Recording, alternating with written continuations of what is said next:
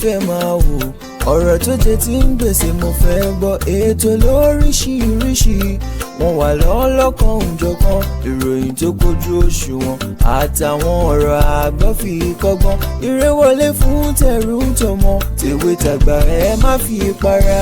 ètò láti fi mo fẹ́ máa wò, ọ̀rọ̀ tó jẹ tí ń gbèsè mo fẹ́ gbọ́, ètò lóríṣiríṣi wọ́n wà lọ́lọ́kan òjọ̀kan, ìròyìn tó kojú òṣùwọ̀n àtàwọn ọ̀rọ̀ àgbọ́ fi kọ́gbọ́n, eré wọlé fún tẹ̀rù tọmọ, tèwe tàgbà ẹ má fi para. àjànàkú kọjá mórí nǹkan fèrè, bàbá rìnrìn káwí parí. BGI TV, we are the pace setter. Bàbá gbàgede ìmọ̀ tẹlifíṣọ̀n station tí dòde.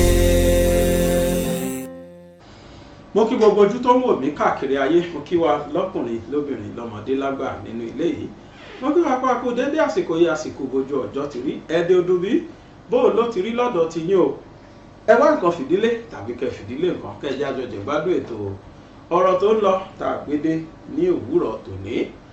tó àwa ọmọ Yorùbá ọmọ aládé lánàá la fi síta lórí ohun tí àwọn ọmọlẹ́yìn Gani Adams lórí ohun tí wọ́n ń sọ. ó sì jẹ́ ìyàlẹ́nu fún èmi ti tèmi wípé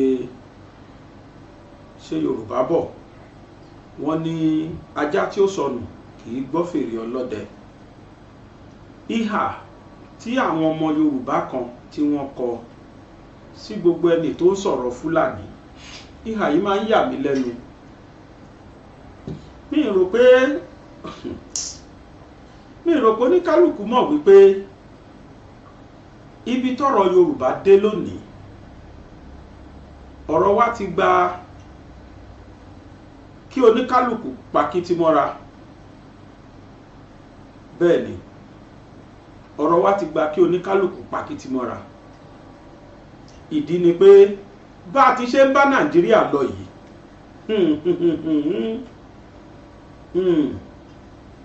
bá a ti ṣe ń bá Nàìjíríà lọ yìí, Ọlọ́run ẹlẹ́dàá nìkan ló lè ṣàánú Nàìjíríà, ló lè ṣàánú àwa Yorùbá pàápàá jùlọ.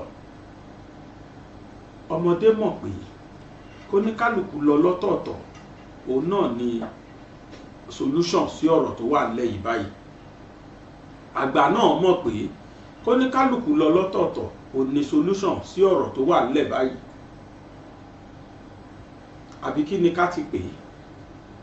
kí Fúlàní máa wọlé wá, kí wọ́n máa wá bá wa, kí wọ́n pa tán máa padà nù nínú wa Yorùbá.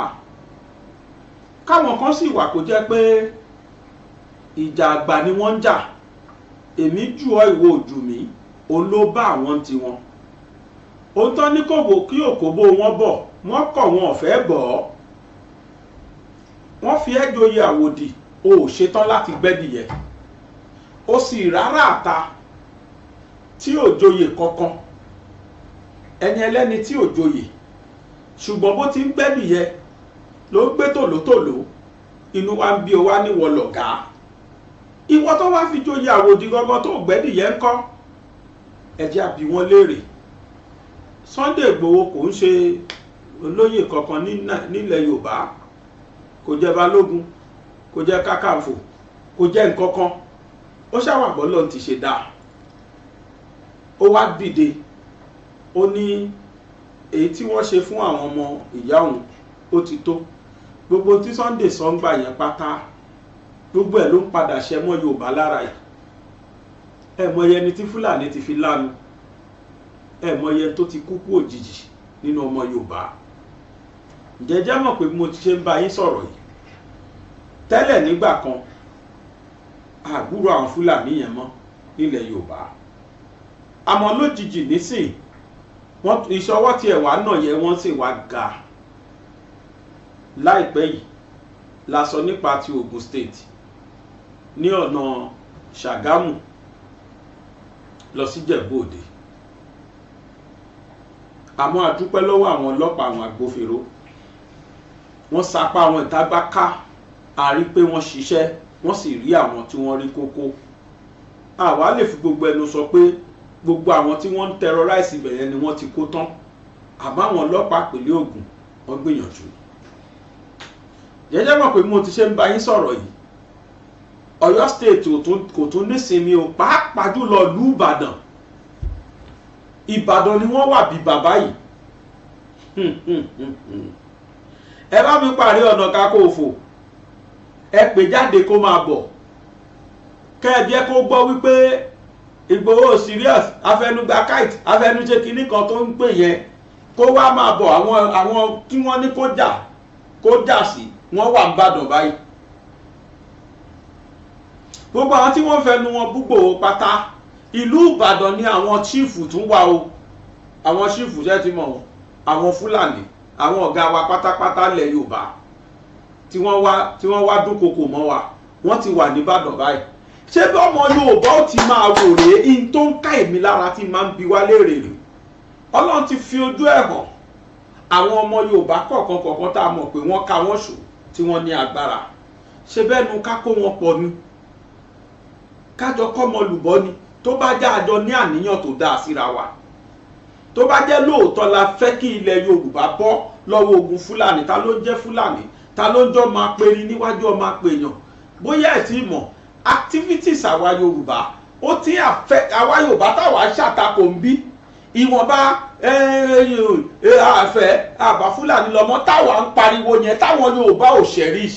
ǹjẹ́ jẹ́ mọ̀ pé ó ti reflect ní life àwọn Haúsá ní north, ó ti la àwọn northerners lójú. ariwo táwa ń pa ń bí yẹn ó ti la àwọn northerners lójú. afẹnugba nation ẹ̀rẹ̀ tí wọ́n ń pè Ìgbòho, activities tí Ìgbòho ṣe ó ti affect àwọn northerners náà, ojú wọn ti là, ó ti là ní.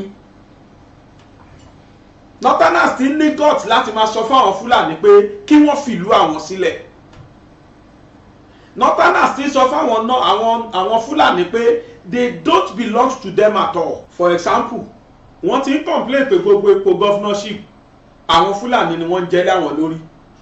wọ́n complain pé gbogbo tó ń jẹ́ ipò pé tó tọ́ sí àwọn táwọn jẹ́ Haúsá, wọ́n ti ń complain sí pé àwọn Fúlàní ló ń jẹ láwọn lórí. títí mọ́pù ọba emir ni wọ́n ń jẹ láwọn alẹ́ Haúsá káàkiri sí. wọ́n dẹ̀ nípò táwọn kì í ṣe emir. àwọn Haúsá ti bẹ̀ sí ní complain sí pé àwọn fáwọn Fúlàní gbèdéke kí wọ́n kúrò nílùú àwọn.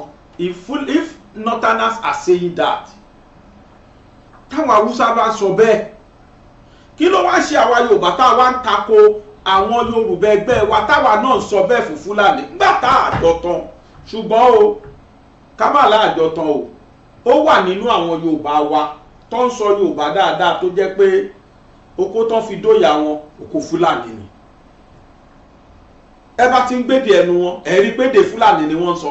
wọ́n pọ̀ bí bàbá ẹ̀ ńlọrin, wọ́n pọ̀ bí bá àbíṣẹ́ ìyàkẹ́sẹ̀ ti fẹ́ sọ fẹ́mi pé Yorùbá lòun. kílẹ̀ Yorùbá dàrú lòun máa ń fẹ́. kì í fẹ́ kẹ́ Àbọ́bàtálá máa sọ fún mi pé Yorùbá lòun. kílẹ̀ Yorùbá dàrú làwọn fẹ́. Gẹ́gà ní Adam máa sọ fún mi pé Yorùbá lòun. a ti ṣe mistake, wọ́n ti fi jẹ Kakanfò náà.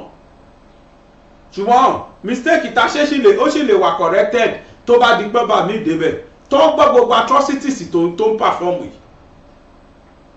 ẹ sọ fún mi kí ni Gani Adams ṣe rí láyé tó bá Fúlàní wí so far ju wípé wọ́n sẹ̀ ti pápẹ́lẹ̀ fóun, wọ́n fẹ́ kóun lù, kóun máa fèsì Fúlàní, kóun máa bá wọn sọ pé kinní kan, kẹ́hìn á jẹ gbogbo tí Yorùbá ṣe kò tẹ́ lọ́rùn rí.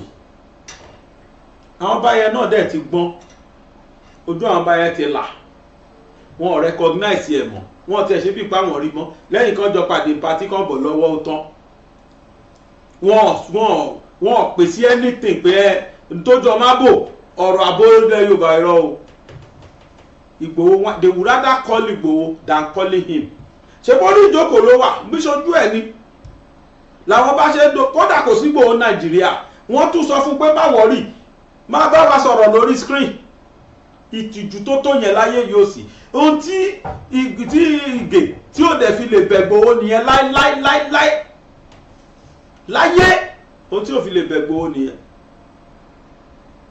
òde tó dẹ̀ fọkàn ẹ̀ balẹ̀ lórí wípé kéèsì tí Ìgbòho gbé dìde ó ti rí pé pápátá ẹ̀ fáìn lòun máa san, kò sẹ́wọ̀n nú ẹ̀, ó ti rí pé kò sẹ́wọ̀n bẹ́ẹ̀ nígbà tí Ìgbòho ti fi monetary fine sí, monetary reward tíyẹn ń béèrè sí, ó ti rí pé kò lè lẹ́wọ̀n nú ló ṣe ń ṣe tó ń ṣe kiri, bẹ́ẹ̀ kò yẹ wípé kóòtù fún lára rẹ̀ lè fẹ̀sùn kàn wípé ó fojú di kóòtù àwọn tó ń pè ní contempt of court, kóòtù lè gbé dìde fún apè ẹ ò wá, o refuse láti jẹ́ kán fún ẹ ní lẹ́tà, you refuse to make yourself available, kò mọ̀ pé kéèsì ní lọ́dọ̀ ìjọba, wàhálà tí ẹ̀ nìyẹn, òun nìyẹn, kéèsì ní wàhálà tí ẹ̀ nìyẹn, I am less concerned. But tí mò ń sọ ni pé ṣé káwa Yorùbá kákan jókòó kákan máa sọ̀rọ̀ báyìí náà ní solution sí problem Fúlàní, tí Fúlàní dẹ̀ wọ̀ wá lára lójoojúmọ́, let me tell you, gbogbo ibi tí Fúlàní sì ń jà sí dá, ṣé ẹ nílùú Ìbàdàn tí í ṣe headquarter lẹ Yorùbá, bóyá bá sọ̀rọ̀ Fúlàní ti wọbẹ̀, ó tiẹ̀ ti wọbẹ̀ ti pẹ́, ó ti wọ àwọn ibì kan ti pẹ́ ná, torí lọ́nà Ìjẹ̀bú Òde sí Ìbàdàn Fúlàní wà ń bẹ̀, but kì í ṣe full inú Ìbàdàn.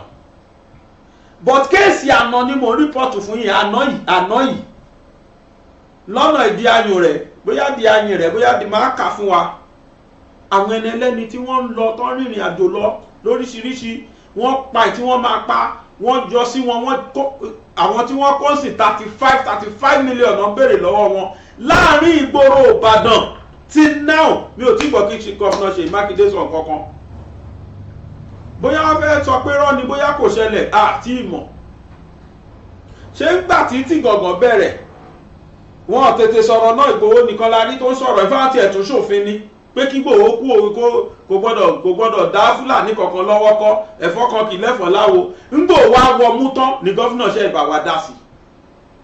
As a governor of the state, wọ́n protect integrity àwọn residents, wọ́n mọ̀ pé àwọn residents apanirun là eléyìí,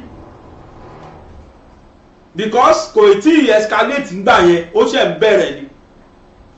But tí gbòjú ti wá láǹsì ta ti ń rí i pé Fúlàní ò ṣe dámọ́dámọ́, èèyàn afọ́mẹ́jò agbẹ́jò sábẹ́ alóhùn sàsùn fọ́nfọ́n, ejò apanirun tí ó tọ̀ wọ́n àjísáyé ńjọ́ kejì, ejò ti ní iṣan yánmọ́yànnà. Bẹ́ẹ̀ náà làwọn Fúlàní ṣe rí o, ejò pátápátápátá ni wọ́n sìn tó dẹ̀ fojú hàn.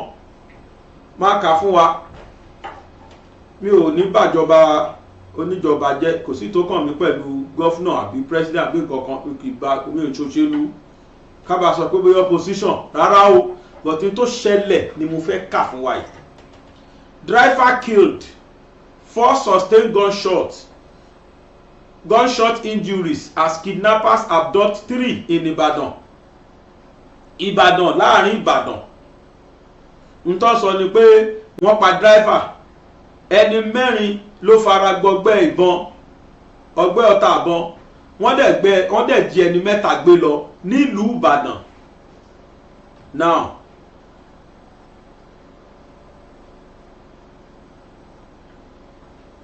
kidnappers struck again on the Ibadan Ìjẹ̀bú Òde road. Ṣé ti gbọ́? Then ọ̀nà yẹn náà ni. Kidnappers struck again on the Ibadan Ìjẹ̀bú Òde road on Sunday evening, killing a driver following sporadic shooting, while 3 occupants of a car were abducted and 4 passengers sustained gunshot injuries. Nílùú Ìbàdàn. Tipẹ́tipẹ́ ni mo ti ń pariwo Ìjẹ̀bú Òde sílùú Ìbàdàn, tipẹ́ ni mo ti ń pariwo ọ̀nà yẹn. Bẹ́ẹ̀ni bá fẹ́ kú tó wá kú tí ó rí kó lọ gbọ̀nà yẹn, tó ń fẹ́ gba Ìjẹ̀bú Òde dé Ìbàdàn, àbó ń fẹ́ gba Ìbàdàn dé Ìjẹ̀bú Òde. Lẹ́sẹ̀kẹsẹ̀ ni wọ́n máa wà tì. Ṣùgbọ́n àti gọ́fúnà Ọ̀yọ́ state àti gọ́fúnà Ògùn state kí ló ń bá wa ṣe sí. Mo ti sọ rí, ikú tó wọlé tó ń paráàlú irú bí lọ́ọ̀lù ni. Ẹ̀yin ẹ jẹ́ kíkú yẹn wọlé kó pa wọ́n láàfin, kíákíá náà máa sọ pé mọ̀wọ́lù. Gbogbo àwọn tó sì ń pa yìí kò tí ì sí tó kàn àwọn aláṣẹ wa ń bẹ nígbà tí ó affect wọn, tí ó affect ọmọ wọn. ńjọ́ tí kan nú àwọn fámílì àwọn aláṣẹ wa bá gba ibẹ̀ yẹn kọjá táwọn Fúlàní bá dáná sun wọ́n bẹ̀ tó dáná fún wọn ẹ̀rí tí wọ́n máa kó sójà kó àmì kó pólísì kó gbogbo ẹ̀ lọ́bẹ̀ but nísìn irun bí wọ̀lú ni irun bí kú òlù ni ẹ̀yin ẹ jẹ́ kó àfẹ́ẹ̀tì wọn ẹ wà rí pé mọ̀ wọ̀lú ìtàn sọ́ọ̀tì níbẹ̀ ni pé àwọn agbénipa àwọn ajínigbé wọ́n tún ti bẹ̀rẹ̀ o nílùú Ìbàdàn ní ọ̀nà títí márosẹ̀ Ìbàdàn sí Ìjẹ̀bú Òde wọ́n ní níjọ́ Sunday tó lọ yìí wọ́n pa dráìfà nígbà tí wọ́n yin ìbọn lóríṣiríṣi sókè sí àwọn èèyàn sporadic shooting tí wọ́n yin ìbọn láìmọye ìgbà nígbà tí àwọn mẹ́ta tí wọ́n wà nínú káà kan tí wọ́n jí wọn gbé lọ tí àwọn mẹ́rin sì fi ara gba ọta àbọn yánnayànna nílùú Ìbàdàn lásán. The incident occurred at about 6 p.m. at Longe Village, not too far from Koko Research Institute of Nigeria CRIN at Idianyure in Ibadan, Oyo State. Ibi tó ti ṣẹlẹ̀ nìyẹn o. Wọ́n ní pé incident tá a sọ yìí o wọ́n ló ṣẹlẹ̀ ní déédé aago 6 gèrègé 6 rọ̀lẹ́ ní Longe Village ní abúlé Longe ní ọ̀nà kan tí ó jìnnà sí ibi iléeṣẹ́ ìjọba kan tá a mọ̀ sí Koko Research Institute of Nigeria at ní Ìdíayùnrẹ́ nílùú Ìbàdàn nípínlẹ̀ Ọ̀yọ́.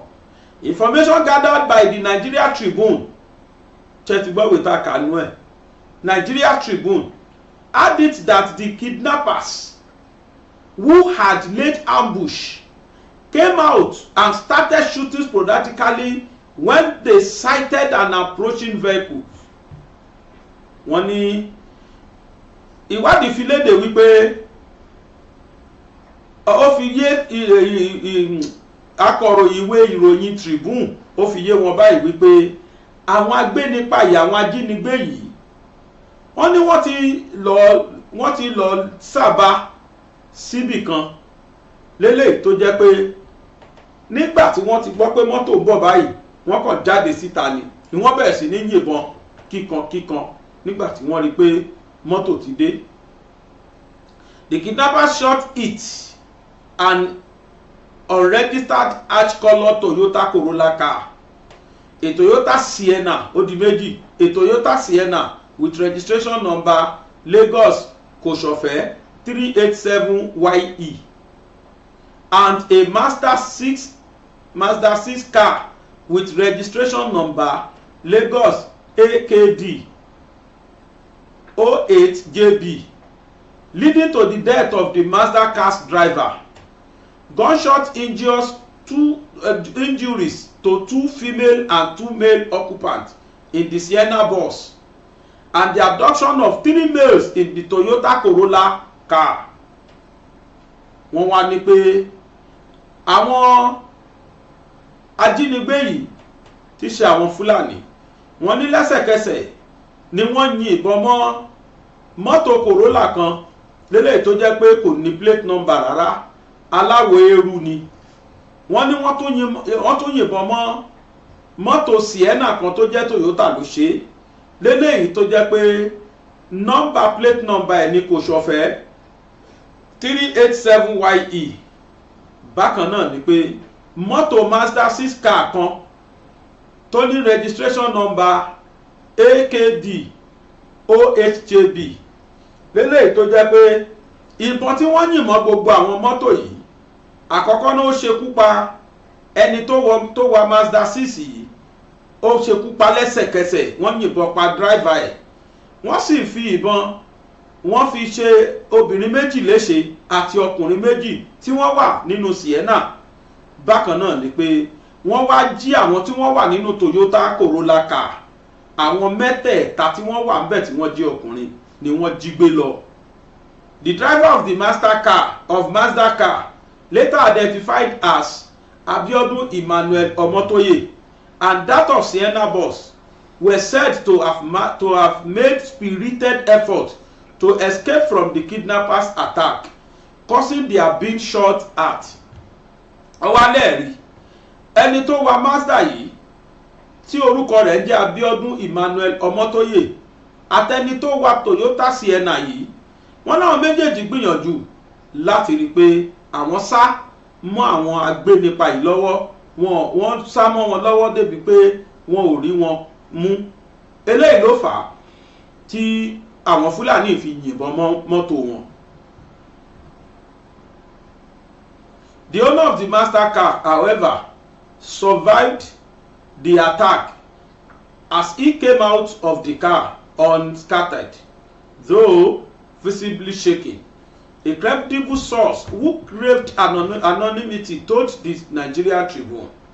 Wọ́n wá ní pé orí kó ẹni tó wa mọ́tò Mazda yẹn orí kó yọ o, ṣébi tí wọ́n ti pa ẹnìkan ibẹ̀ lórí ti kó ẹnìkejì yọ.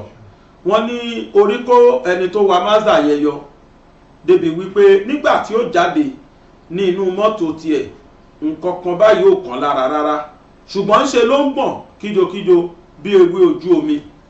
Wọ́n ní ẹnìkan tó ní kí wọ́n fi orúkọ òun pamọ́ òun ló ṣàlàyé ọ̀rọ̀ yìí fún ìwé Tribune. The kidnappers, who must have assumed the occupants were dead, with the speed it survived off the road into the bush and the distance it went, ignored the Mazda car and went with the two victims, it was said. Wọ́n ní pé àwọn agbénipa yìí àwọn ajínigbé yìí wọ́n ní wọ́n rò lọ́kàn wọn pé ẹni tó wa Mazda yá ti kú jàre pẹ̀lú speed tó bá kúrò lójú títì yẹn àti bó ṣe yí wọnú igbó lọ yìí á ti kú, ni wọ́n bá kúkú fi Mazda yẹn lẹ̀ láfi wípé ẹni tó wà kò farapa rárá yẹn. Wọ́n wá gbé ẹni méjì lọ ní títí wọn láti làwọn Fúlàní yẹn jí ẹni méjì gbé lọ láti inú mọ́tò yẹn. Wọ́n tún wá ráwọn méjì gbé, ẹ máa gbọ́. One of the female passengers in the Sienna vehicle was said to have sustained bullet injury in her chest region. Wọ́n ní kan nínú àwọn obìnrin tí wọ́n wà nínú mọ́tò Sienna yẹn wọ́n yìnbọn fún ìkan ní igẹ̀ nínú wọn nígbàyà, while the other woman was shot in the arm. Obìnrin kejì apá ẹ̀ ni wọ́n fi ìbọn bàjẹ́. A man in the bus also sustained gunshot in the arm. Lára àwọn ọkùnrin tí wọ́n wà nínú mọ́tò Sienna yìí wọ́n fi ìbọn ba ọwọ́ kan náà jẹ́, while the second man sustained injuries from the shattered glass of the vehicles. Àwọn gíláàsì ọkọ̀ tí ìbọn yìí rún wẹ́rẹ́wẹ́rẹ́ ló ba ayé ọkùnrin kejì jẹ́, àwọn ni wọ́n kó sí lára ni wọ́n fà lára ya. The Sienna driver who escaped the gunshot reportedly drove them to the hospital inside Cocoa Research Institute of Nigeria, but it was learned that the doctors there said that they could not handle the injuries, thereby referring them to another hospital. Wọ́n wá ní pé ẹni tó wa ọkọ̀ Sienna yìí òun náà o, Ọlọ́run ní kíbọn má bàá o, Ọlọ́run jẹ́ kíbọn bàá. Wọ́n wá lóhun gan ló wa àwọn tí wọ́n wà nínú mọ́tò rẹ̀ tí wọ́n ṣe léṣe, ọkùnrin méjì obìnrin méjì. Wọ́n lóhun ló wà wọ́n lọ sí ilé ìwòsàn tó wà ní Cocoa Research Institute. Nígbà tí wọ́n débẹ̀ àwọn yẹn sọ pé ẹ̀jẹ̀ yìí ti pọ̀ jù, ojú ọgbẹ́ yìí dẹ̀ pọ̀ jù, ó lágbára ju nǹkan táwa lè ṣe ń bí lọ. Wọ́n wá ní kí wọ́n lọ sílé ìwòsàn míì. Nigeria Tribune learned that the injured victims were eventually taken to a private hospital named Withheld, where they have been receiving medical attention. Wọ́n ní lẹ́sẹ̀kẹsẹ̀ ni wọ́n gbé wọn lọ sílé ìwòsàn míì tí a kò lè dárúkọ wọn o, wípé wọ́n sì ti ń bá wọn, wọ́n ti ń tọ́jú wọn. Much later, lẹ́yìn òrẹ́yìn, when the shootings were no longer heard and the atmosphere had regained calmness, residents around the village alerted the police. Nígbà tí ìyìnbọn ìdúnkokò mọ́ni tó ti lọlẹ̀, àwọn tí wọ́n gbé àdúgbò yìí ni wọ́n lọ pe àwọn ọlọ́pàá wá, ẹ wá wo àwọn Fúlàní ti bẹ̀rẹ̀ o. The alert brought police operatives from Ìdí-Ayìnrẹ́ division, led by the divisional police officer and those of Operation Burst, to the scene, from where they discovered the dead body of the Mazda car driver strapped to his seat in the bush. Wọ́n wá ní pé nígbà tí àwọn ọlọ́pàá dé àti àwọn Operation Burst, wọ́n náà méjèèjì ni wọ́n jọ wá ń wo inú igbó káàkiri. Ibẹ̀ ni wọ́n ti rí pé wọ́n ti yìnbọn lu ẹni tí ó wa Mazda ọkọ̀ Mazda yìí ibẹ̀ ni wọ́n ti rí òkú ẹ̀ tó gan mọ́ ara ṣíà mọ́tò lélẹ̀ tó jókòó sí. Bullet holes were found in the windscreen directly facing the driver, the door on the driver's side and the one at his back. Ọ̀nà mẹ́ta ó ní wọ́n gbà yin ìbọn mọ́ driver yìí o. Ọ̀nà àkọ́kọ́ ni pé láti ojú windscreen nínú mọ́tò níwájú wọ́n yin ìbọn mọ́ lélẹ̀ tó sì jẹ́ pé direct orí ẹ̀ ibi ọ̀kẹ́ ẹ̀ gan ó ní ibi ojú ẹ̀ gan ó ní ìbọn yìí lọ. Ẹlẹ́ẹ̀kejì ni pé wọ́n tún yìnbọn mọ́ látẹ̀gbẹ́ débi pé ilẹ̀kùn driver side ìbọn gbabẹ̀ wọlé sí lẹ́gbẹ̀ẹ́, wọ́n tún yìn mọ́ látẹ̀yìn gíláàsì tó wà lẹ́yìn ọkọ̀ ìbọn gba ibẹ̀ lọ bá driver yìí látẹ̀yìn. Though initially blood was not seen around the car when the car was brought out from the bush and the body of the killed driver retrieved, it started gushing from the side where bullet hit him. Wọ́n wá ní pé lóòótọ́ ni àwọn kọ́kọ́ rí ẹ̀jẹ̀ nínú ká yìí, ṣùgbọ́n nígbà tí wọ́n gbé ká yìí jáde tí wọ́n sì rí òkú driver yìí tí wọ́n gbé òkú ẹ̀ bọ́ sílẹ̀ ni wọ́n rí tí ẹ̀jẹ̀ bẹ̀rẹ̀ sí ní ya láti ẹ̀gbẹ́ ẹ̀ lára ibi tí ìbọn ti bá.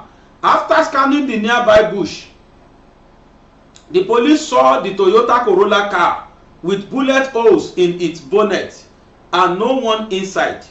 Wọ́n ní nígbà tí wọ́n tún wo inú igbó káàkiri ni wọ́n tún wá rí Toyota Corolla kan lélẹ̀ tó jẹ́ pé wọ́n rí pé ìbọn ti ba gbogbo bonnet ẹ̀yìn jẹ́, kò sì sí ẹ̀dá ọlọ́run kan ní inú mọ́tò yìí. The vehicle was taken to the police station.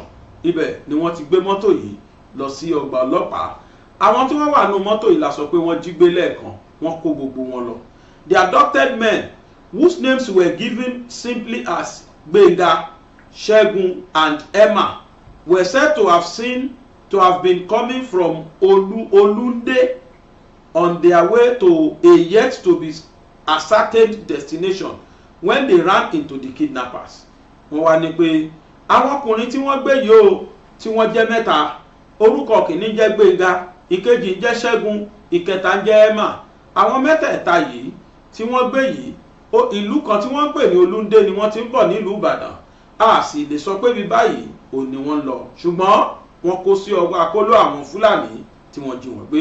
It was learned that the families of the victims had been contacted with a demand of 35 million naira each as ransom.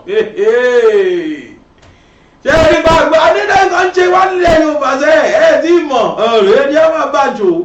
Wọ́n ní lẹ́sẹ̀kẹsẹ̀ làwọn Fúlàní ti pé àwọn ẹbí àwọn mẹ́tẹ̀ẹ̀ta tí wọ́n jí gbé yìí wípé àwọn èèyàn yín tẹ́ ẹ bá fẹ́ kí àkó wọn lẹ̀ ẹ là wá 35 mílíọ̀nù wá o, mílíọ̀nù lọ́nà 35 márùndínlógójì, mílíọ̀nù márùndínlógójì ẹ lọ wá lórí ẹnì kọ̀ọ̀kan ìtafẹ́ gbàrí mẹ́tẹ̀ẹ̀ta wá jẹ́ 75 million. Àwọn ọ̀gá wa Fúlàní ni wọ́n sọ̀rọ̀ nílẹ̀ Yorùbá. Ọlọ́run ọba. When contacted, the police public relations officer PPRO in Oyo State, Adewale Oshifeso, said investigation is ongoing while updates will be provided accordingly. Wọ́n wá sọ pé ńgbà tí iléeṣẹ́ Tribune tí wọ́n bá PPRO sọ̀rọ̀ tó jẹ́ agbẹnusọ fún iléeṣẹ́ ọlọ́pàá, wọ́n ní wọ́n sọ fún ìwé ìròyìn wípé òótọ́ ni nǹkan náà ṣẹlẹ̀ o, ṣùgbọ́n o a sì ń ṣe ìwádìí lé lórí. Ibẹ̀ ni Tribune náà rí dé o. Tribune wá sọ pé eléyìí tí a gbọ́ yìí ó ní PPRO ló sọ fún wa pé àwa náà à ń ṣe ìwádìí lé lórí. Ohun tá a bá sì gbọ́ ń bẹ̀ á jẹ́ kí ẹ̀yin iléeṣẹ́ Tribune á jẹ́ kí ẹ gbọ́. Now bàbá gbàgede ìmọ̀kọ́ ni ó parọ́ eléyìí o, torí gbogbo nǹkan lọ́dọ̀ àwọn tí wọ́n láìkì kí Fúlàní ká sọ̀rọ̀ wọn irọ́ ni bàbá gbàgede ìmọ̀ ń pa, ẹ má dá lóhùn làwọn máa ń kígbe ẹ̀. Ìta kàkalẹ̀ yìí nílẹ̀ Yorùbá ló ti ṣẹlẹ̀ o, látọ̀dọ̀ Fúlàní sí Yorùbá. Ara wọn Nàìjíríà wà rí, ìyà tí ó fi jẹ wá rí. SISMA ṣé ká máa bá lọ bẹ́ẹ̀. In the next 200 years bá ti máa bá lọ rè, believe you me sincerely, if drastic measures isn't taken by government or any other person, tá a bá gbégbèsè tíjọba ò gbégbèsè, wàláhì bí Fúlàní ṣe máa bá lọ rè. Wọ́n ti colonize wa náà, kò sí tá a lè ṣe sí ju pé ẹ jẹ́ ká yà kúrò lọ́dọ̀ Fúlàní kí Fúlàní máa bá tiẹ̀ lọ àjọṣe mọ́. Nílùú tó lọ́ba tó níjòyè nígboro nílùú Ìbàdàn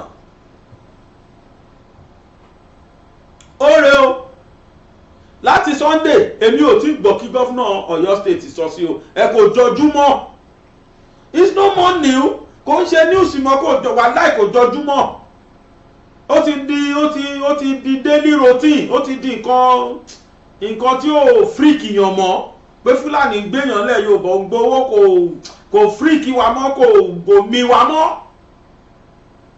kò jẹ́ tuntun mọ́, kódà kò bàyàn nú jẹ́ mọ́ pàápàá. Ẹ wo àwọn tó fẹ̀mí wọn wéwu, wọ́n pa wọ́n dànù, ẹ wo wọ́n ṣe pa dráìvà yẹn pàpà, wọ́n yìn fún níwájú, wọ́n yìn fún lẹ́yìn, wọ́n yìn fún lẹ́gbẹ̀ẹ́.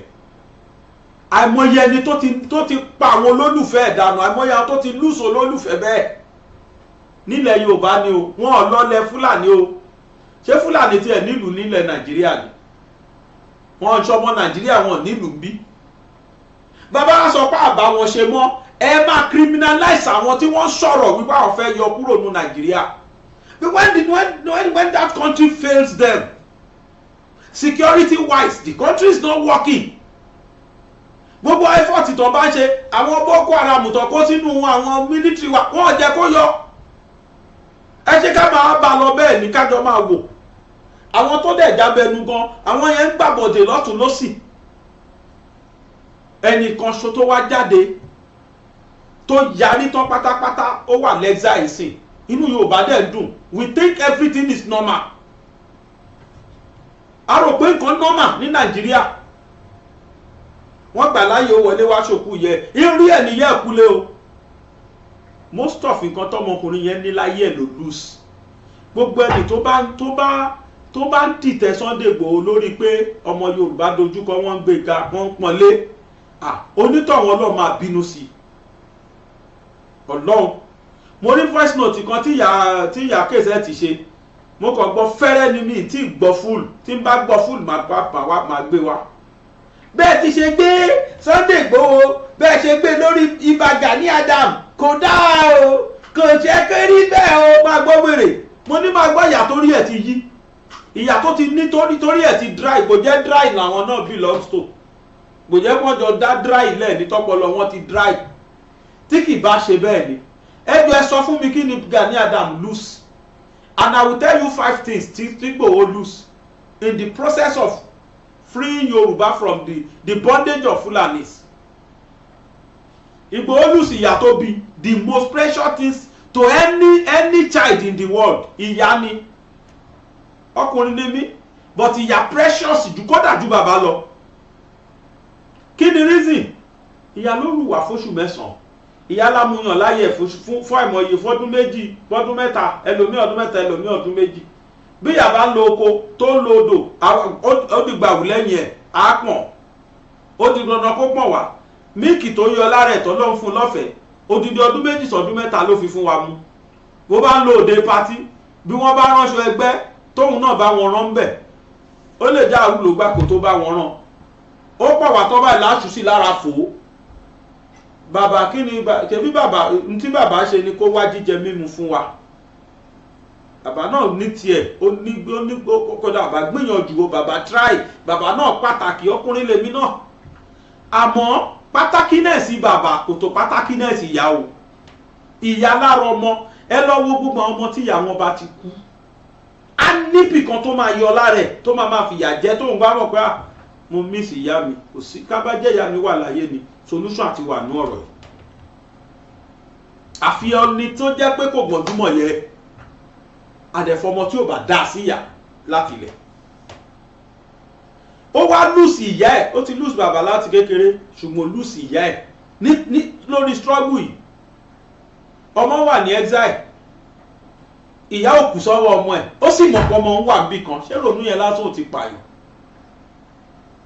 Nigeria government ò foríjì o láìṣẹ̀ láìrò kódà kì í ṣe pọ́n fẹ́ mú wọ́n rẹ́dì láti pa nítorí pé ó ń disturb Fúlàní torí pé wọ́n rí i pé tó bá ń bọ̀rọ̀ yẹn lọ báyìí ìtàwọn kó Fúlàní wọlé fún kí Fúlàní wá achieve kò ní rí achieve ìyí tó fẹ́ achieve náà achieve yìí kán jí wa gbé kán gbowó kán pa tó bá wù wọ́n dànù lábẹ́ ìjọba kan tó níjọba tó níjòyè nílùú tó lọ́ba tó alófin kí náà fẹ́ ṣe sí àwọn tó pa wọ́n gbé ni ẹni wọ́n bá ti pa wọ́n pa gbé ni ẹni Fúlàní bá gbé lọ sọ ransom ni ṣéjọba ló sọ ransom ìjọba fún rẹ̀ ẹ̀hún sọ ransom àmì ṣé bóbò tán fún wa tán bóbò wa gọ́fìmẹ̀ntì fún rẹ̀ mọ̀ pé òun sọ̀rọ̀ ransom ó dẹ̀ ti bẹ̀rẹ̀ látàyè Buhari ayé Buhari náà ti ń bẹ Boko Haram náà ti ń bẹ Miyetti Allah kánjọ báwọn èèyàn wọn sọ̀rọ̀ bí kì bá ṣe bẹ́ẹ̀ ni tí kì í ṣe pé Fúlàní ti gba gbogbo ẹ̀ mọ́ wa lọ́wọ́ ni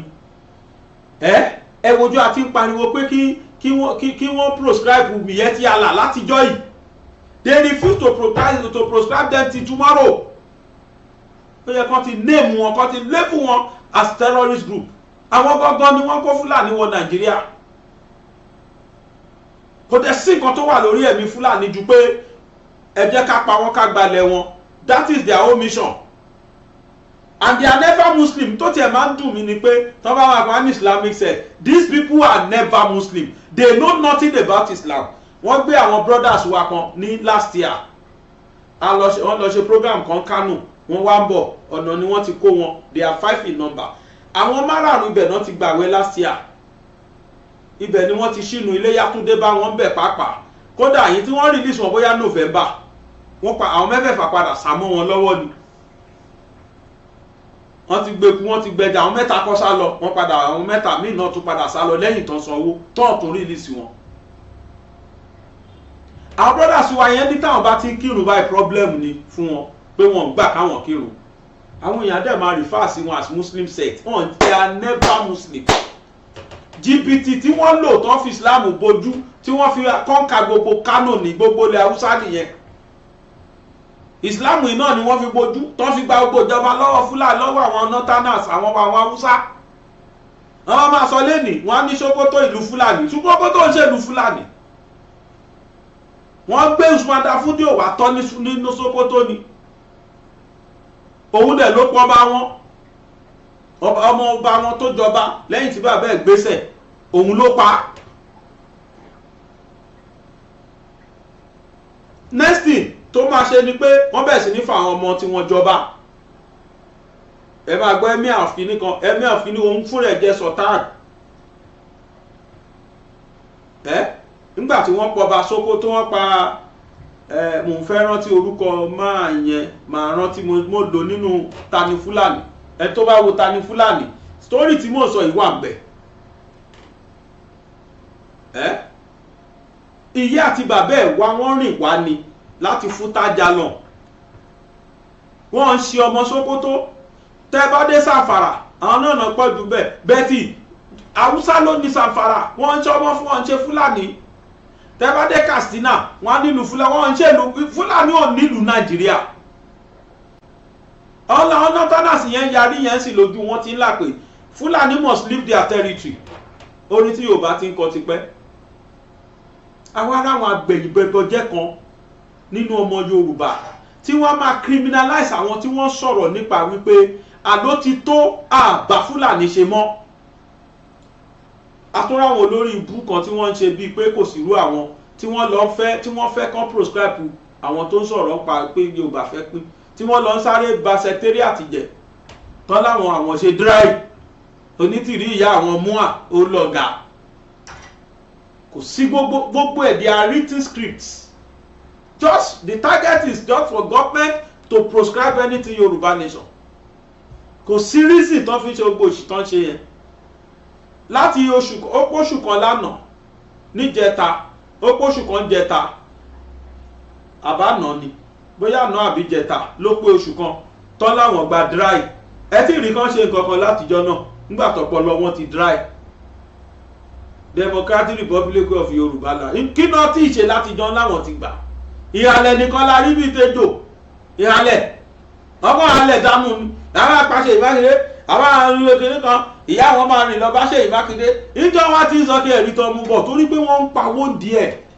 torí pé wọ́n ní bàbá àṣálẹ̀ wọ́n ní nǹkan tó fẹ́ achieve they have their aims and objectives wọ́n ní rísì tó fi ń ṣe tán ṣe yẹn àwọn ẹni ẹlẹ́ni dẹ̀nà kó bá every day wọ́n ti wò pé people are vulnerable wọ́n ti wò pé ìyà ń jẹ àwọn èèyàn they now capitalize on the vulnerability of people in order to nip them láti fi lè achieve aim tiwọn gbogbo àwọn tíjọba kó yẹn sìn sára ni o púpọ̀ nú wọn dẹ̀ ní òmọwọ́ mẹsẹ̀ tó jẹ́ tó máa jẹ ló wá kiri tiẹ̀ wọ́n tí wọ́n sì jẹ̀kùn àwọn náà gún wọn fira wọn lẹ̀ pé bóyá nǹkan ayọ̀ ní tó máa yọ lẹ́wọ̀n ló yọ fún wọn yìí o mọ́ bà pa wọ́n pàápàá because ìdìtẹ̀gbàjọba ni tó ṣe yẹn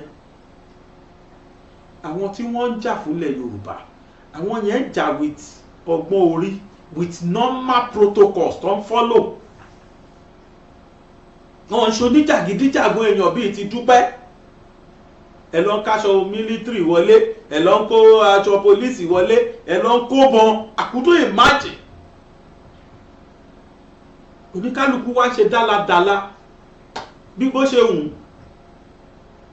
I don't know ọmọ Yorùbá àfi ká bára wa sọ̀rọ̀ àfi ká ronú o ó ní bàbá Ògúndé kọ yóò Yorùbá ronú àfi ká ronú gan o nǹkan ṣẹlẹ̀ yìí o kan ṣèlú yìí o kò yẹ kó tún ku ọmọ Yorùbá kan tó máa bá wọn takù Sunday Igboho tàbí tó máa bá wọn bú kí ló dé tó ní kálukú wa ò lè so wọ́pọ̀ ká fèsì common enemy ẹ wo àwọn tí wọ́n pa lánàá yẹn sìn láàrin ìlú Ìbàdàn ṣó ṣe é gbọ́ sétí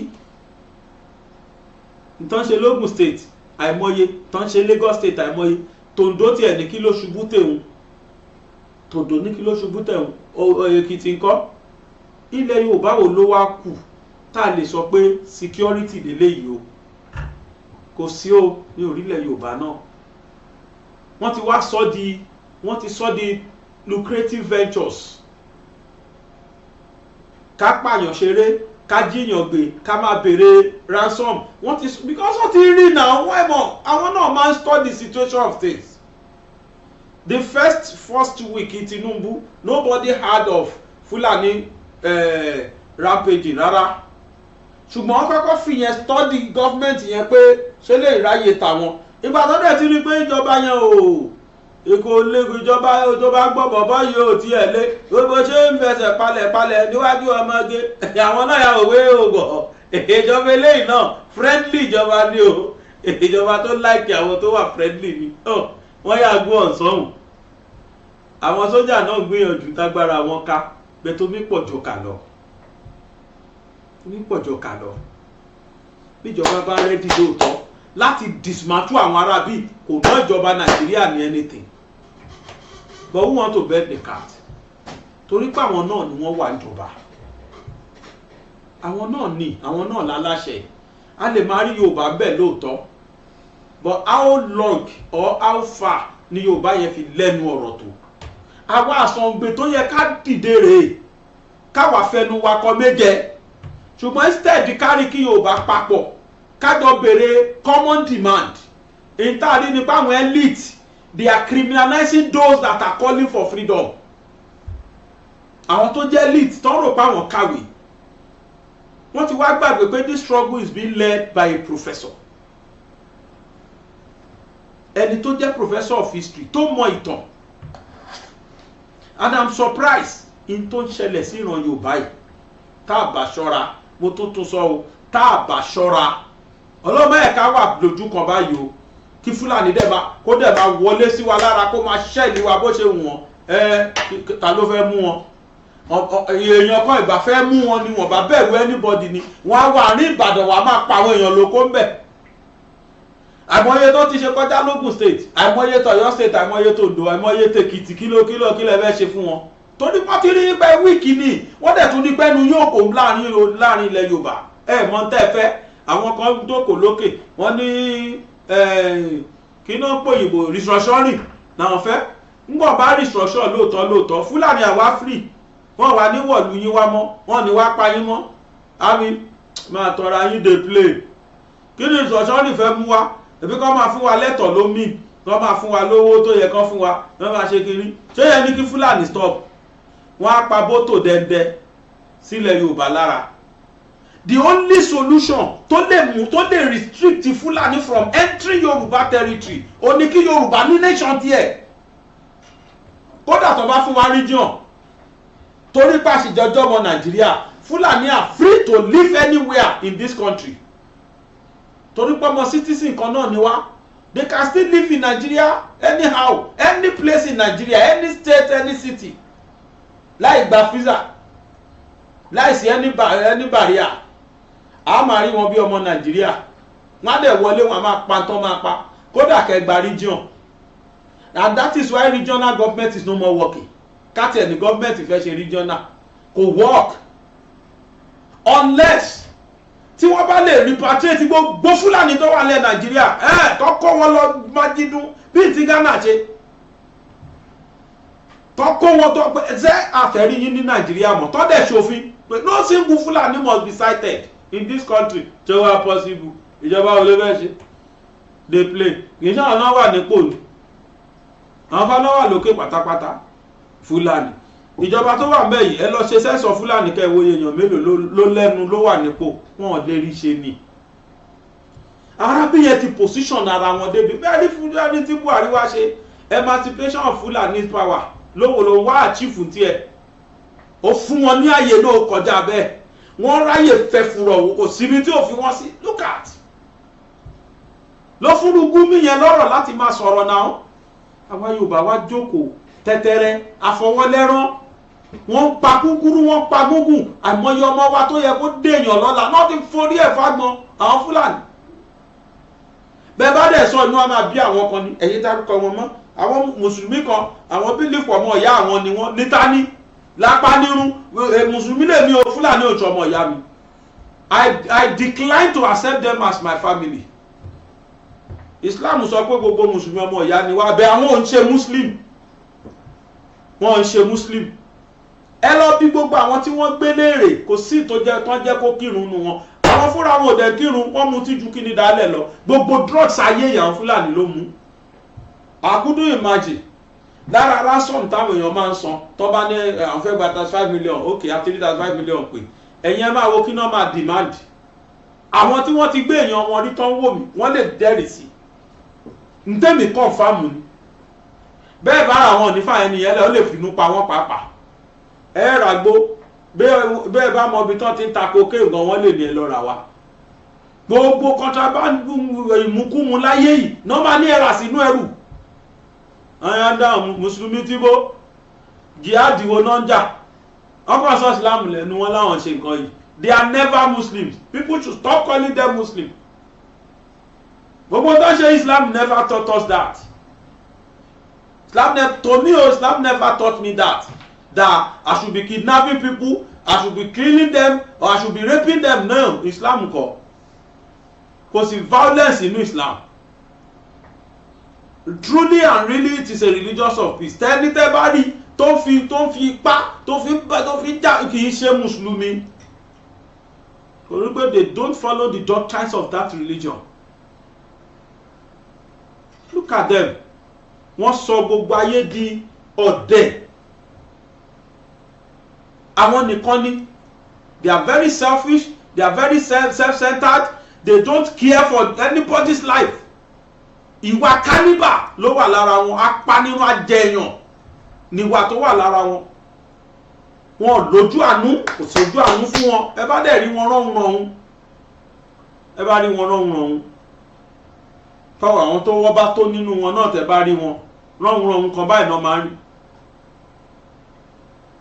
Must we continue like that? Ṣáwọn tán fẹ́ kí a máa bá ó máa ń dùn mí mo jẹ́ ń fẹ́ ká wo kí Yorùbá ká tó bá yẹ pé fọ́rọ̀mù wà ní kálá ní fọ́rọ̀mù ni tí Yorùbá lè pera wọn jókòó all Yorùbás àwọn tó wà diaspora ká ṣe zoom pẹ̀lú wọn àwọn táwọn alẹ́kọ̀ọ́ níbi tá máa converge sí bóyá online dẹ̀ ni wọ́n máa converge gbogbo wa pé òkè kó ní kálukú lọ glue sí TV àbí sórí fóònù ẹ̀ let us do Zoom meeting kan bá gbogbo wa sòdodo ọ̀rọ̀ kó ní gbogbo Yorùbá pé this is what we want and this is the solution to Fulani's problem. ọmọ Yorùbá mélòó ló lè rìn kó dijú? Yorùbá mélòó ló lè sùn kó dijú? Yorùbá mélòó ló lè rìn láì bẹ̀rù? Fulani ti dìpayà, wọ́n ti dẹ̀rù jẹjẹ sí wa lára ilẹ̀ Yorùbá, and we continue as if there is no problem. Àwọn tó ti ẹ̀yà mi lẹ́nu jù làwọn olórí wa, the so-called governors. I said the so-called governors because they are governing nothing. I don't see what they are doing for us. Thanks to Dapo Abiodun lẹ́nujọ́ mẹ́ta yìí, he hit to the cries of people ní Ṣàgámù road yẹn, ní Lagos Ibadan expressway. Wọ́n lọ ra drone, wọ́n dẹ̀ káwọn ọlọ́pàá síbẹ̀, fine, thank God. Ara ń tà fẹ́ kí gbogbo governors ilẹ̀ Yorùbá ṣe nìyẹn. Àwọn bí tẹ́ bá ti rí pé trouble zones, ẹ kó àwọn agbófinró síbẹ̀, ẹ ra enough gadget fún wọn kó fi secure ọmọ ìlú. A máa ṣàdúrà fún yín náà, security vote yín tẹ̀ ń gbà, àmọ́ pẹ̀ náà judiciously. Ẹ̀kọ́ lọ ra àwọn mọ́tò kan fọlọ́pàá tẹ́ máa fi yẹn display fún wa. Wọ́n ní wọ́n ti ń ṣe security vote ọ̀hún tí ń ná. It to me is totally embezzlement. Ẹ secure wa. Àwa tá a wá jẹ́ pé mẹ̀kúnnù náà a tún fẹ́ràn ara wa. Àwa náà tún tákù ara wa. N tó tiẹ̀ dùn mí jù ni pé inú mi dẹ̀ dùpò ń padà ṣẹlẹ̀ o. Àwọn tí wọ́n ń tákù gbogbo ẹni tó ń sọ̀rọ̀ pa Fúlàní lánàá, most of the Fúlàní náà dẹ̀ jí wọn gbé jọmọ wọn gbé. Òré ẹ bá lè ní pé kíní kan ní gbẹgbẹ àìmọye tó ti gbénu wọn, àìmọye ṣé nu pásítọ̀ ni àbínú àfà, àìmọye tó ti gbé, àìmọye bíṣọ̀pù tó ti gbé tó ń gbowó lọ́wọ́ ẹ̀, wọn ò kúkú náà wọn rí respect for anybody. Nínú àwọn brothers tí wọ́n gbé ní last year, láwà ní nǹkan fẹ́ ga tó tán sọ́mọ̀ nù wọn. Tí láwà ní náà gbé, ṣé mùsùlùmí ni wọ́n yẹn? Wọ́n ṣe muslim, wọ́n ṣe christian, wọ́n ṣe pagan, wọ́n ṣe kan, wọ́n kàn wà gbúdúkú, wọ́n dẹ̀ fi rọ́bù ojú. Wọ́n bá máa pa ẹ̀wọ̀n apá Allahu Akbar tí wọ́n mọ̀. Yorùbá ó dùn mí o, n tó ń ṣẹlẹ̀ sí wa ìka mi lára o. Ẹ jẹ́ ká Yorùbá ká mọ ohun tó à ń ṣe, ká mọ ohun tó ń ṣe wá. Ọlọ́run má ṣe wá ló pònú ọ̀fọ́ fún. Ṣé n tó ń ṣẹlẹ̀ sí wa ìṣó dáa ni? Ṣé bí Yorùbá sọ pé nu ẹni lèèyàn fi ń kọ méje, àdẹ̀fẹ́ kọ méje àbí? A fẹ́ máa cooperate kan máa nà wá bẹ́ẹ̀, kí Fúlàní máa wá pa wá mọ́lé bẹ́ẹ̀, ká dẹ̀ máa wò. A wà fẹnu lásán sọ, àbá ti sọ, burúkú àwọn Fúlàní yẹn ibẹ̀ ló parí sí. Àwọn yẹn tún yà padà wá pé ọ̀dẹ̀lẹ̀ yìí tá ń pa yìí, ìgbẹ́ kú gọ̀, wọ́n á tún padà tún wá ṣe mí. Ẹ bá wọn tó ṣe nìbàdàn, ìyá ṣe gbé ni o, àjẹgún ni gún jẹbọ ni. Ta ló fẹ́ mú wọn? Wọ́n ti pa àwọn tó máa pa gbé òtún tó kàn wọ́n. Bọ́lọ́pàá bá mú wọn pàápàá, ẹ béèrè pé báwọn náà ṣe ṣe wọn. Pàápàá táwọn gbé wọn lọ kóòtù, bí kóòtù bá dájọ́ fún wọn, àwọn èèyàn wọn á yà lọ́bẹ̀, wọ́n á yà lọ́gbẹ̀ ẹ̀wọ̀n tó bá ní wọ́n gbé wọn sí, ẹ̀ tí gbọ́ ni wọ́n lè bọ́n ní gbogbo ọgbà ẹ̀wọ̀n yẹn dáhùn ayáyọ àwọn èèyàn wọn, wọ́n lọ nìyẹn. Èyí tó ń ṣe yẹn ti ṣe láṣegbé. Kò sí solution sọ̀rọ̀ ìjù pé ẹ jẹ́ kó ní kálukú pín gààrí, àtọmọ Fúlàní, let them go away. Now, to buttress my point, ọ̀jọ̀gbọ́n yìí, bàbá onílàkàyè lórí ọ̀rọ̀ àwọn Fúlàní yìí àti lórí ọ̀rọ̀ solution sí ọ̀rọ̀ Fúlàní nílẹ̀ Yorùbá, bàbá yẹn náà sọ̀rọ̀. Mo fẹ́ ká tẹ́tí ká gbọ́ nǹkan tí bàbá yẹn sọ láàrin ìṣẹ́jú méjì. Mo ń bọ̀. We make Zamfara is not a Fulani town. There are more houses in Zamfara than Fulani. There are more houses in Kano than Fulani. But the Fulani govern. They are in town. They are in charge. Yes, so is their town. Yes. By subterfuge, by cunning, by crookedness, by all sorts of gimmickry. Or by integration. Not integration, by intimidation. And I said they are politically savvy. What they did to the rest of Nigeria, when they realized that the Fulani in the military, they could no longer use the military to retain power indefinitely. Since they've had power, they had access to the treasury, they say, oh, they drink, they fornicate, they do all the things that all human beings do. So it's not a question of religion. There's no question of anybody being truly a Muslim there. You know, even I knew a chief judge who was supposed to be leading Muslim prayers, who anytime he came to me in my official residence, he would put brandy or whiskey in a mug and be drinking, and they will smoke and all that. So I don't think it's religion. When they started this Sharia, how many of them are obeying the Sharia? How many of them? No, not none of their leaders. So it's not religion per se, but they use religion to deceive people and say Hausas were not Muslims at all. So they say, well, let's give you a superior religion, we'll give you Islam. But that didn't apply to the South, because we've had Muslims in Yoruba land even before 14th century. So truly, what we are fighting against, or what is going on, is clash of culture. And civilizations. And civilization. That's right. Not really the Fulani versus the Igbo, or the Fulani versus the Yoruba. No. It's clash of civilizations. Yes, clash of civilizations and clash of cultures. Yes, you're right. That means we have not really integrated as a people. Never. We have never been. So the word the Nigerian people is a fallacy. Is that what you're saying? Yes. Because, again, in those days, you would say there have always been Igbo markets, Hausa markets in Enugu. There have always been sabos in Shagamu.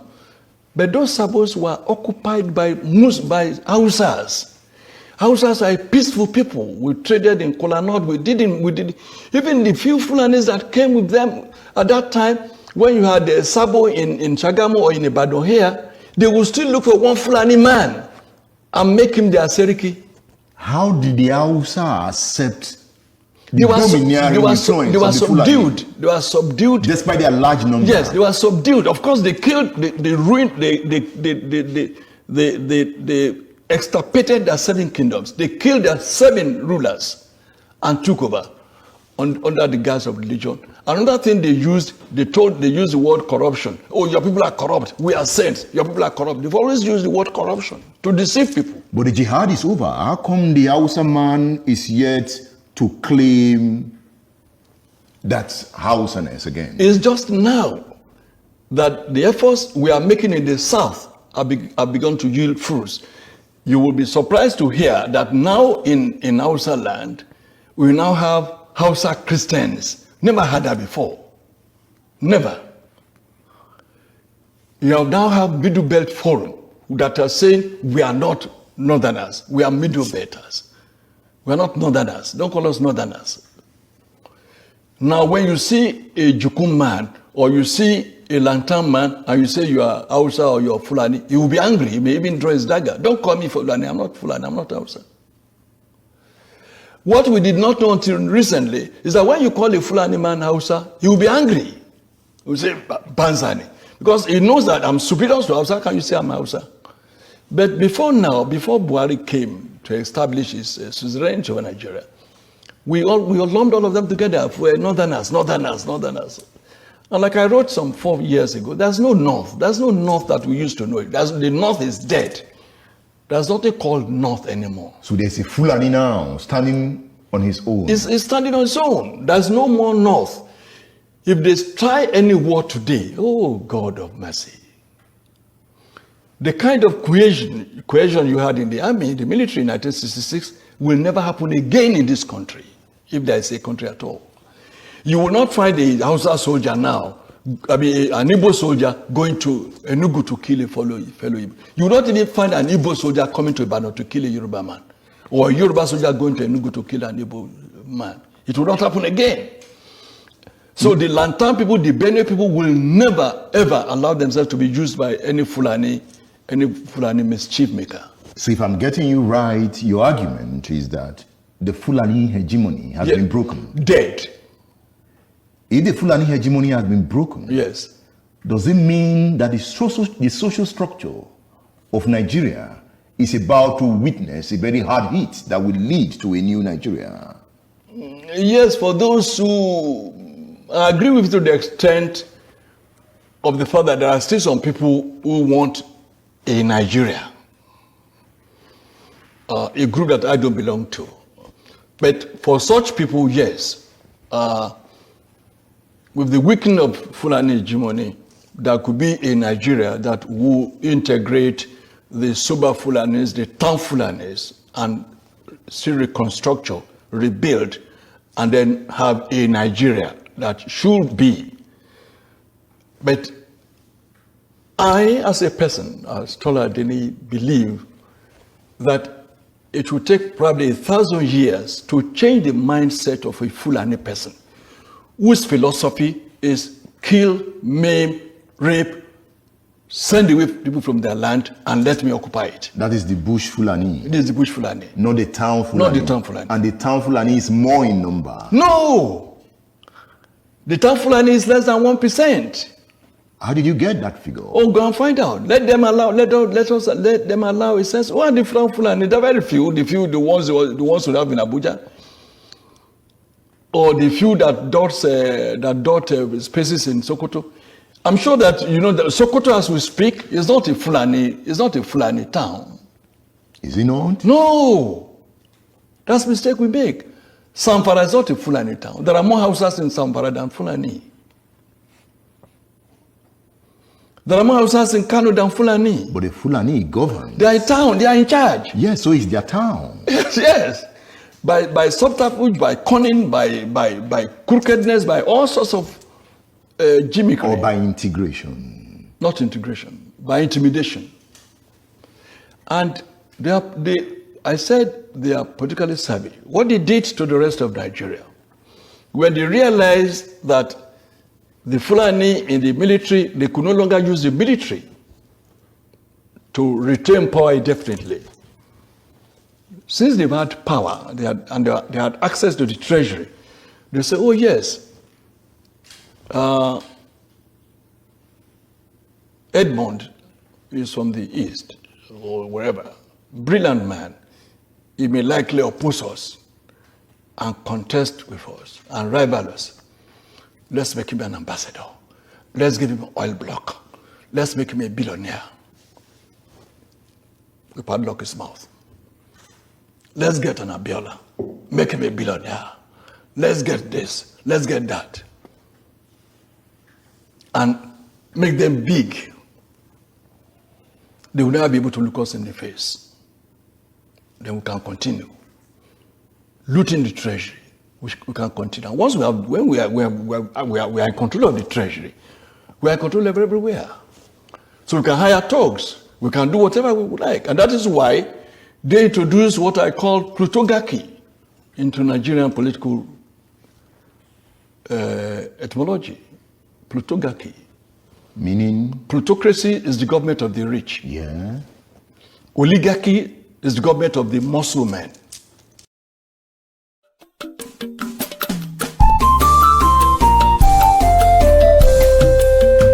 BGI TV yìí mo fẹ́ máa wò, ọ̀rọ̀ tó jẹ tí ń gbèsè mo fẹ́ gbọ́, ètò lóríṣiríṣi wọ́n wà lọ́lọ́kan òjọ̀kan, ìròyìn tó kojú òṣùwọ̀n àtàwọn ọ̀rọ̀ àgbọ́ fi kọ́gbọ́n, eré wọlé fún tẹ̀rù tọmọ tèwe tàgbà ẹ má fi para. BGI TV mo fẹ́ máa wò, ọ̀rọ̀ tó jẹ tí ń gbèsè mo fẹ́ gbọ́, ètò lóríṣiríṣi wọ́n wà lọ́lọ́kan òjọ̀kan, ìròyìn tó kojú òṣùwọ̀n àtàwọn ọ̀rọ̀ àgbọ́ fi kọ́gbọ́n, eré wọlé fún tẹ̀rù tọmọ tèwe tàgbà ẹ má fi para. Àdànà kú kọjá mo rí nǹkan fèrè, bàbá rìnrìn káwí parí. BGI TV, we are the pace setter.